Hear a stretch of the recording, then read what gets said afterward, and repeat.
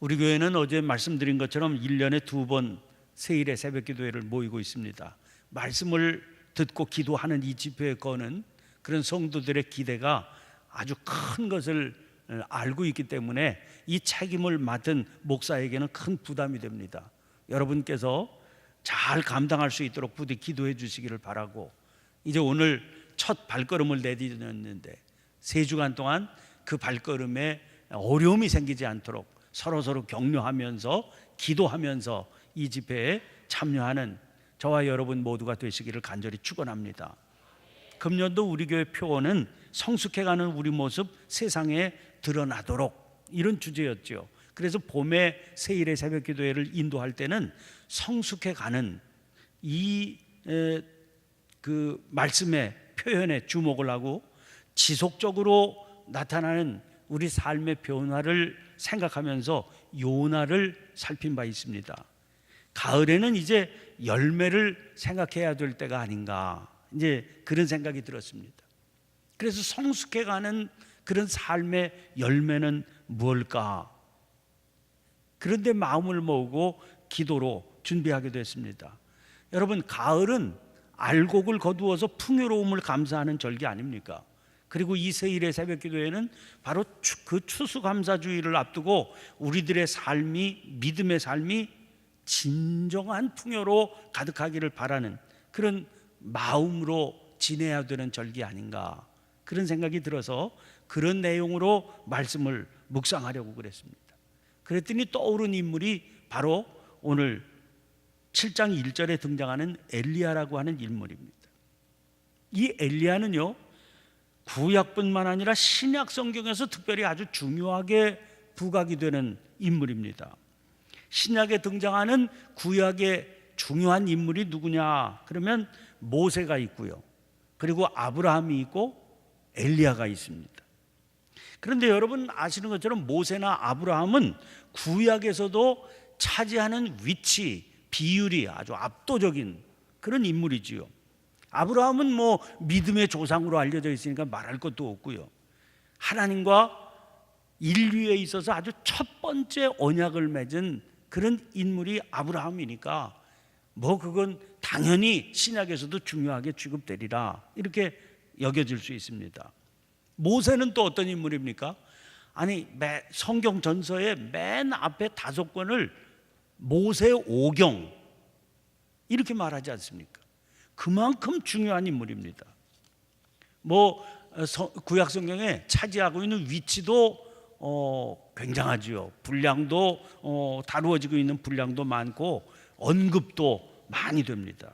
그런데 그분들에 비하면 엘리야는 상대적으로 굉장히 초라해 보이는 인물이거든요.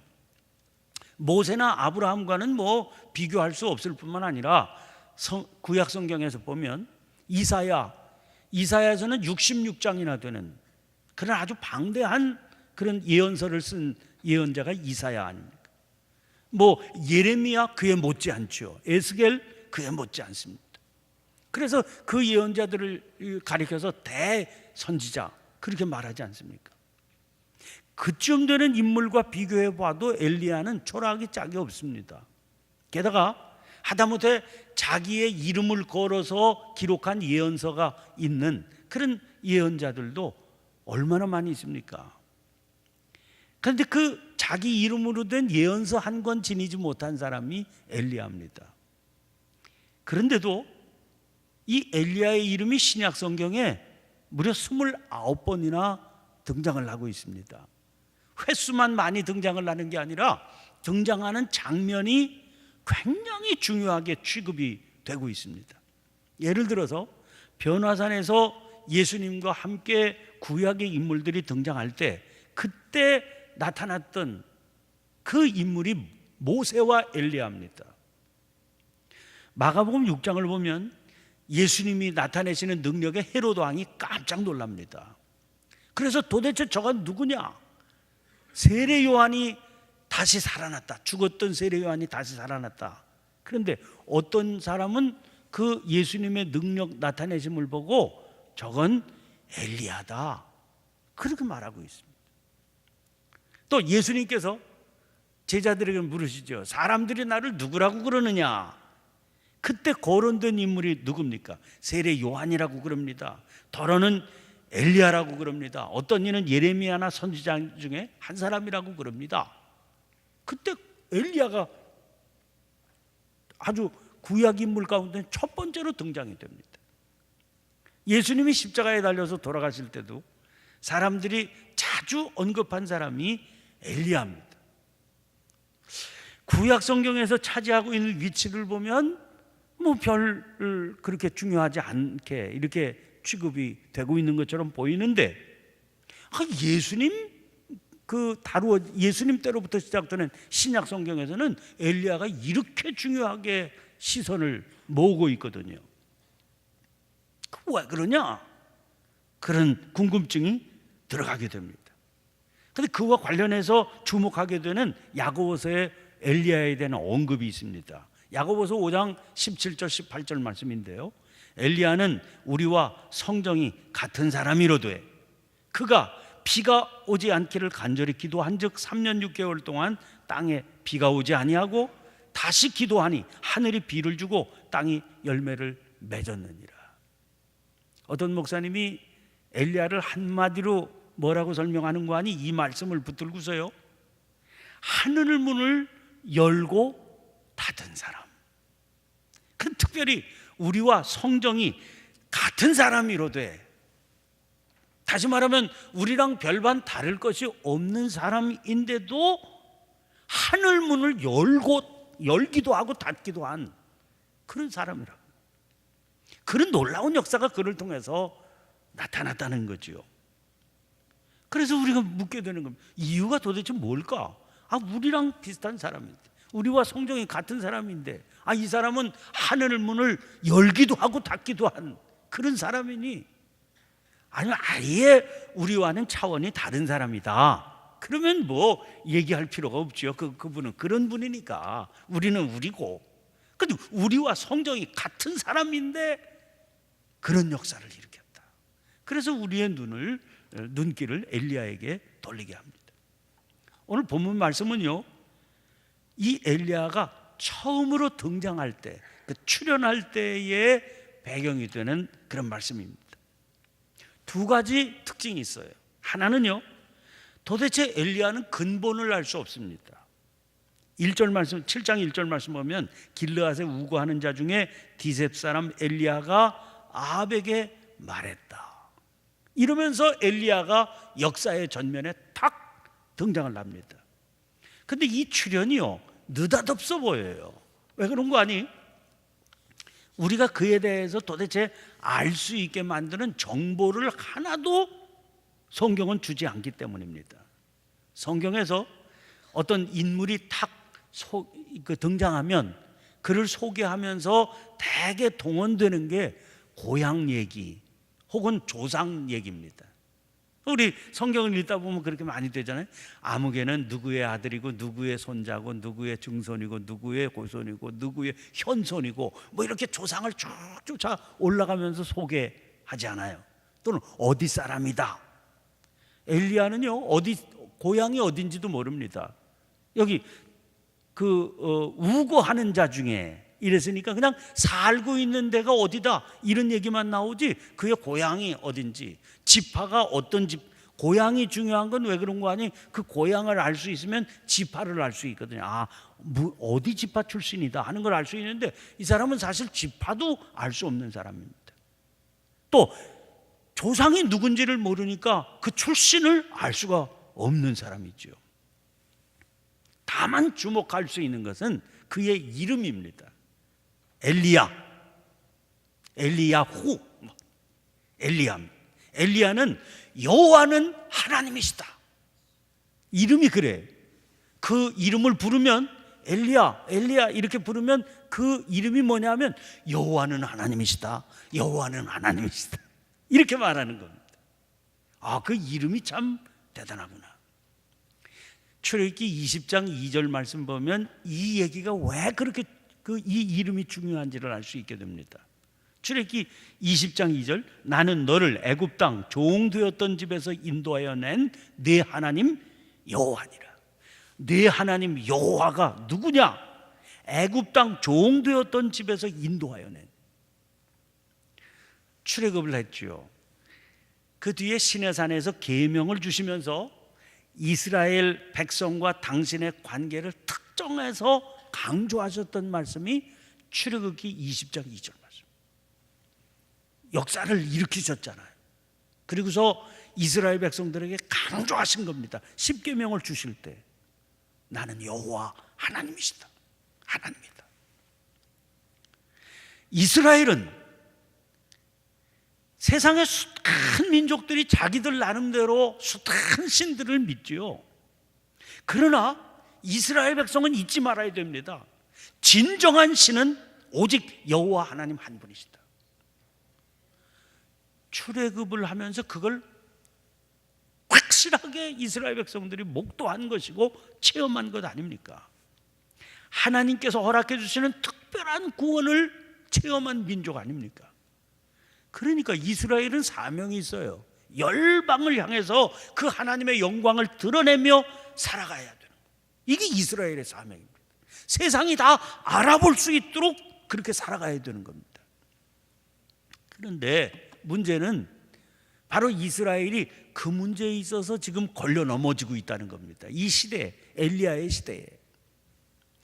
엘리야의 등장과 함께 누가 거론이 되는 거 아니? 아합이 거론이 되지요. 아합은 엘리야의 생애에 계속 같이 굴러가는 상대편 인물입니다. 그가 엘리야가 등장하기에 앞서서 16장 마지막 부분의 말씀을 읽었는데 오늘 본문 그 16장의 본문에서 이 시대가 어떤 시대였는지 아주 상세하게 묘사됩니다. 솔로몬이 죽고 난 뒤에 이스라엘이 남북으로 갈라집니다. 남쪽 왕국은 유대라고 그러고요, 북쪽 왕국을 이스라엘 이렇게 부릅니다. 아주 거룩한 이름, 자랑스러운 민족적인 전통의 이름을 북쪽에서 차지한 거죠. 그런데 북왕국 이스라엘은 처음 세움받은 왕 여로보암 이후에 나답, 바사, 엘라, 시므리, 오므리 그리고 아합까지 이렇게 쭉 여러 명의 임금이 열거되고 있는데 하나같이 모든 왕들이 패역한 이름, 이 자랑스러운 국호를, 이스라엘이라고 하는 국호를 붙들었는데 말이죠, 임금마다 패역합니다. 여로보암은요, 나라를 세우자마자 금송아지를 세워서 숭배를 하게 합니다. 그러더니 그 아들이 이제 왕이 됐는데 나답이거든요. 그 죄를 그대로 이어받고 왕 노릇합니다. 그러다가 암살당하고 말아요. 나답을 살해하고 왕위에 오른 사람이 바사인데, 아니 그 나답을 암살을 하고 자기가 왕위를 차지해서 왕위에 올랐는데 행하기는 여로보암의 길로 그대로 따라서 행하는 겁니다. 그 아들이 그 다음에 왕이 됐는데 엘라라고 하는 왕입니다. 주정꾼이고 살인자인 아들입니다. 이 왕이 엘라가 2년 동안 왕 노릇하다가 또 암살을 당합니다. 그를 반역해서 왕위에 오른 사람이 시므리인데, 이 시므리는요 반역을 해가지고 왕을 죽이고 지가 왕자리에 올랐는데 7일 동안 왕 노릇하다가 죽어요. 아니 7일 동안 왕 노릇했는데 7일 동안 이 사람이 한 일을 성경이 뭐라고 정의했는고 하니 여호와 보시기에 악을 행한 임금이라고 그랬어요. 7일 동안 임금 노릇했는데, 이게 이스라엘의 흐름입니다. 이제 반역한 시므리, 7일 동안 왕 노릇한 그 시므리를 물리치고 왕위에 오른 사람이 오므리라고 하는 사람입니다. 그래서 북왕국 오므리 왕조의 이제 첫 임금이 되는 거죠. 이 오므리가 혼란하던 나라가 이제 오므리 때에 이르러서 겨우 안정을 찾게 되거든요. 12년 동안 왕 노릇했습니다. 그래서 이 사람이 이제 나라를 안정시킨 증거가 즉위한 지 6년 만에 그 당시에 수도가 디르사라고 하는 곳에 있었는데 수도를 사마리아로 옮깁니다. 천도를 해요. 그 정도로 이제 나라는 안정을 잡은 겁니다. 그런데 문제는 이 사람, 이 오므리의 통치 방향이지요. 16장 25절 26절에 이렇게 되어 있습니다. 오므리가 여호와 보시기에 악을 행하되 그 전에 모든 사람보다 더욱 악하게 행하여 느밧의 아들 여로보암의 모든 길로 행하며 그가 이스라엘에게 죄를 범하게 한 그 죄 중에 행하여 그들의 헛된 것들로 이스라엘의 하나님 여호와를 노하시게 하였더라. 나라는 겉으로 보면 안정을 취하는 것 같은데 그 전에 모든 왕들보다 더 악을 행했다는 거예요. 이제 12년 왕 노릇하고 왕위가 이제 아합에게 결국 넘어가게 됩니다. 이 사람 이 아합이 22년 동안 이스라엘을 다스렸습니다. 그런데 오늘 본문 30절에 이렇게 되어 있어요. 오므리의 아들 아합이 그의 이전의 모든 사람보다 여호와 보시기에 악을 더욱 행하여 갈수록 문제가 돼. 갈수록 더욱 악을 행했다. 근데 그게 더욱 악을 행한 게 뭐냐? 31절 상반절을 보면 느밧의 아들 여로보암의 죄를 따라 행하는 것을 오히려 가볍게 여기며 그 전에 왕들 다 악한 짓을 거듭했는데 그걸 가볍게 여겼다는, 뭐 그 정도 가지고. 여로보암의 죄는 우상을 만들어서 섬긴 죄지요. 금송아지 만들어서 하나님 대신에 섬긴 죄인데, 근데 아합은 가볍게 여기며 그 정도가 아니었다는 겁니다. 그럼 어떻게 했길래? 31절 하반절에서 33절 말씀 보면 시돈 사람의 왕 엣바알의 딸 이세벨을 아내로 삼고 가서 바알을 섬겨 예배하고 사마리아에 건축한 바알의 신전 안에 바알을 위하여 제단을 쌓으며 또 아세라상을 만들었으니 그는 그 이전에 이스라엘의 모든 왕보다 심히 이스라엘 하나님 여호와를 노하시게 하였더라. 여러분, 오늘 본문에서 지적하고 있는 특별한 그 왕의 악함, 시돈 왕 엣바알의 딸 이세벨과 결혼해서 바알을 섬긴 겁니다. 시돈은요 이스라엘 서쪽 해안 지역에 무역이 활발했던 항구입니다. 이 아합의 시기에 이스라엘은 그 시돈하고 사돈이 된 겁니다. 그래서 무역항을 확보를 하게 된 거지요. 무역항을 확보했다고 하는 말은 외교적으로도 이제 사돈, 이웃 나라랑 사돈을 맺어가지고 외교적으로도 평안하고, 그뿐만 아니라 경제적으로 안정과 번영을 누리게 됐다, 그런 의미입니다. 거기다가 바알을 섬기게 됐다. 바알은요 그 당시에 풍요를 상징하는 신이었습니다. 바알을 믿으면 바알이 비를 내려준다고 생각했거든요. 그래서 농사가 풍작입니다. 바알이 기쁘면 농사가 풍작이에요. 그런데 안정과 번영이 나라에 찾아오지 않았어요. 그러니까 전체적으로 보면 나라가 상당히 부요해지고 조용해지고 안정적이 됐는데 잘 살게 된 겁니다. 그런데 그 뿌리에 뭐가 있냐? 하나님을 등지고 바알을 섬기는 믿음을 택했다는 겁니다. 왕이 악행을 저지를 때 문제가 되는 것은 왕이라고 하는 자리가 가지고 있는 영향력 때문이거든요. 왕이 이렇게 우상 숭배에 휩쓸리니까 백성들의 영적인 삶은 혼돈 그 자체가 되고 만 겁니다. 오늘 본문은 그 대표적인 사례를 하나 소개해 주고 있어요. 34절이죠.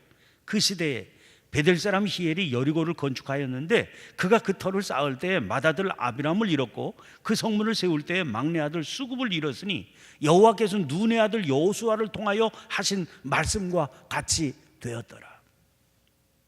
이거 그 배경을 우리가 이해를 해야 됩니다. 가나안 땅에 진입한 이후에 여리고성이 무너뜨리기가 어려웠지요. 근데 그 여리고성을 함락시킨 후에 여호수아가 이렇게 선언을 했습니다. 여호수아서 6장 26절입니다. 여호수아가 그때 맹세하게 하여 이르되 누구든지 일어나서 이 여리고성을 건축하는 자는 여호와 앞에서 저주를 받을 것이라. 그 기초를 쌓을 때에 그의 맏아들을 잃을 것이요 그 문을 세울 때에 그의 막내 아들을 잃으리라. 여호수아가 그 전에 이스라엘 백성들 앞에서 이렇게 선언을 한 바가 있다는 거예요. 그래서 이 영적 전통이 그대로 이스라엘에 이어져 내려오고 있었습니다. 다시 말하면 우리의 후손들은 믿음으로 이런 모습으로 살아라 이렇게 가르친 조상들의 영적인 전통이 그대로 이어져 오고 있었는데 이 아합의 시대에 이 전통이 아주 무시되고 짓밟혀졌다는 거예요. 그 옛날 아득한 옛날에 그까지 얘기한 게 무슨 소용이 있어? 우리 조상들이 옛날에 무슨 새벽재단 쌓고 어떻게 살고 이까지 뭐 요즘 세상에 무슨 영향력이 있는 얘기야. 영향가 하나도 없는 얘기지. 다 꼬리타분한 얘기. 이렇게 됐다는 겁니다. 이러다 보니까 그런 전통을 전해주는 자도 없어요. 그러니까 그 옛날 그런 전통에 그대로 지키고 살다가 그거 다 무시되고 짓밟혔는데요, 그 짓밟히는 바람에 옛날에 말씀에 나와 있는 그 말씀이 그대로 실행되고 있는 겁니다. 그 기초를 쌓을 때 마다들을 잃을 것이요, 기초를 쌓다가 마다들을 잃었거든요. 그런데 깨닫지도 못하는 겁니다. 이 정도 됐으면 정신을 차려야 될 걸 왜 이런 일이 일어나지? 그 옛날에 우리 조상들이 그렇게 믿음의 전통을 세웠었지. 정신 차려 그만둬야 되잖아요. 전해주는 자도 없고 지킬 생각도 없는 겁니다. 그 무식하게 강행을 하는 거죠. 그래서 그 기초를 쌓다가 마다들을 잃어버린 이자가 말씀 그대로 그 문을 또 세우는 겁니다. 그 막내 아들을 또 잃어버리는 거예요. 이런 일이 일어나도 누구 하나 일어나서 당신 그거 뭐 때문에 이렇게 되는 줄 알아? 여기 다 써 있잖아. 이 전통을 우리가 그대로 지키고 오는데 그거 지키지 못하니까 이런 일 생기는 거 아니야? 지적해 주는 사람도 없는 겁니다. 깨닫지도 못하죠. 그러니까 무슨 일을 저질러도 통회하고 자복하는 자도 없는 캄캄한 시대를 살게 됐다는 겁니다. 여러분, 여기서 우리가 아합 시대의 문제를 깨닫게 돼요. 아합의 문제가 뭡니까? 저는 이 사람을 이렇게 보면서 이렇게 생각을 해요. 이 사람은 영적인 사람이라기보다는 실용적인 사람입니다. 이 사람이 왜 바알을 끌고 왔겠습니까? 시돈과 사돈을 왜 맺겠습니까? 나라가 경제적으로 안정을 이루어야 되겠다, 이 생각 때문에. 그 바알의 신전 그 짓는 겁니다. 그 시돈하고 사이가 좋게 하고, 그리고 백성들이 그 초점을 잡아서 풍요를 구가하려면 그게 무슨 중요해? 하나님 믿는 게 뭐 중요해? 잘 살면 되지. 아주 실용적인 사람이에요. 이 사람에게 있어서 필요했던 것은 나라가 안정과 번영을 이루는 겁니다. 그리고 그 열매로 풍요로운 삶을 누리는 겁니다. 이걸 위해서는요 못할 게 없어요. 그게 정략 결혼한 겁니다. 그리고 처가의 환심을 사야 되니까 바알 신앙을 적극 장려한 겁니다. 그렇게 섬기게 한 바알이 풍요의 신으로 알려진 신 아닙니까? 모든 게 자기의 계산대로 진행이 되고 있습니다. 나라는 지금 겉으로는 한창 번영과 안정을 구가하는 가운데 있는 겁니다. 경제 성장률이 높아지고요, 집안이 다 기름져지고 막 가전제품 다 바꾸고 지금 아주 풍요롭게 가고 있어요. 이렇게 되니까 백성들이 영적으로 혼돈을 일으키게 되는 겁니다. 왜? 나라가 지금 잘 나가고 있잖아요. 대부분의 백성들은 지금 평안한 가운데 별 문제를 느끼지 못하고 있습니다. 무슨 의식이 없으니까요. 맏아들이 죽고 막내 아들이 죽어도요, 이게 무슨 문제인지를 모르니까 지금 잘 나가고 있는 줄 아는 겁니다. 이렇게 살 수 있어요. 이런 삶을 누릴 수만 있다면 믿고 따라야 될 대상이 꼭 여호와 하나님이어야 될 이유가 뭐가 있어요? 바알이라도 상관없는 거죠. 지금 잘 먹고 잘 사는데. 여기에서 인간의 고질적인 한계가 등장을 합니다. 인간은 눈앞의 것만 봐요. 그것도요, 자기가 보고 싶은 것만 봅니다. 보고 싶은 것만 보는 게 뭐예요? 맏아들이 죽어나가고 막내 아들이 죽어나가는데도 그거는 못 봐요. 지금 자동차 굴리고 아파트 새로 사고 넉넉하고 예금 통장에 금액 이것만 본다고. 지금 한참 안정을 구가하면서 평안하면 그걸로 만족하는 겁니다. 이게 과연 바른 길인지 이거 생각도 하지 않는 겁니다. 누가 그런 걸 말하는 사람이 있잖아요. 우리 지금 잘못 가고 있는 거 아니야? 아니, 돈 지갑이 든든하다고 그래서 우리 잘 사는 거야? 누가 이딴 소리 하면은요, 저거 불순분자 아니야? 저거 나라의 안정을 깨는 자 아니야? 아니, 그렇게 골치 아픈 얘기 왜 자꾸 떠들어? 여러분, 엘리야를 아합이 첫 번째로 조우를 하는 장면이 18장 17절에 나옵니다. 그때 아합이 엘리야를 향해서 뭐라고 얘기했는 줄 아세요? 이스라엘을 괴롭게 하는 자여 너냐? 불순분자입니다. 왜? 지금 아무도 군소리 하는 사람 없이 잘 지금 나라는 안정을 구가해 가고 있는데 자꾸 엘리야가 쓸데없는 짓을 저지르고, 이스라엘을 괴롭게 하는 자여 너냐? 여러분, 이런 상황에서 엘리야가 혜성처럼 나타나는 겁니다. 그가 외치는 겁니다. 내 말이 없으면 수년 동안 비도 이슬도 있지 아니하리라. 내 말이 없으면, 그 내 말은 엘리야의 말입니까? 하나님께서 선지자로 세우신 그 종의 말이니까 하나님의 말씀이 있지요. 하나님의 허락이 없으면 비도 이슬도 없을 거다. 지금 눈에 보이는 게 뭔지, 너희들이 붙들고 싶은 게 뭔지, 그걸 묻는 겁니다. 그리고 그 붙들고 싶은 거 바알이 주는지 하나님이 주는지 생생하게 체험하게 해줄 테니까 한번 봐라. 하나님께서 허락하시지 않으면 그 모든 것이 다 헛된 것임을 똑똑하게 보여주겠다. 그 사람이죠. 왜? 엘리야, 여호와는 하나님이시니까. 그래서 이 엘리야의 외침은 우리의 진짜 주인이 누구인지를 알라 하는 외침이죠.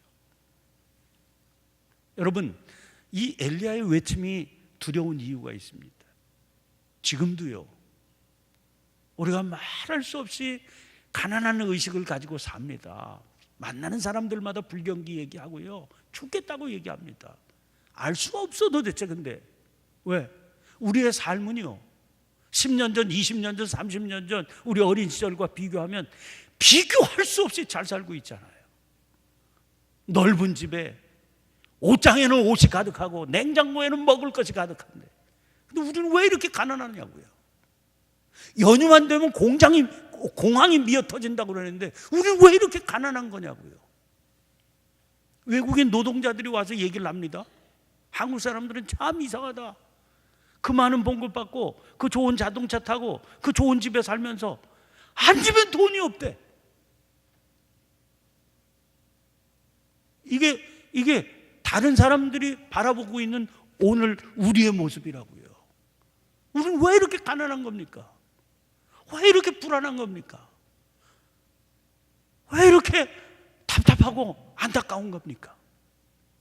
그런데도, 이런 일들이 벌어지는데도 정신을 못 차려.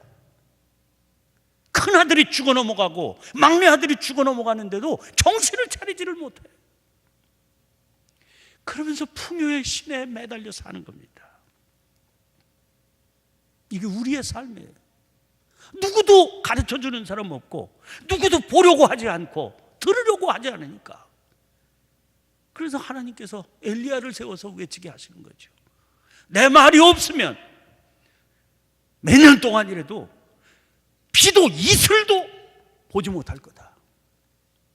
여러분, 진정한 삶의 풍요를 우리가 어디에서 찾을 수 있을 겁니까?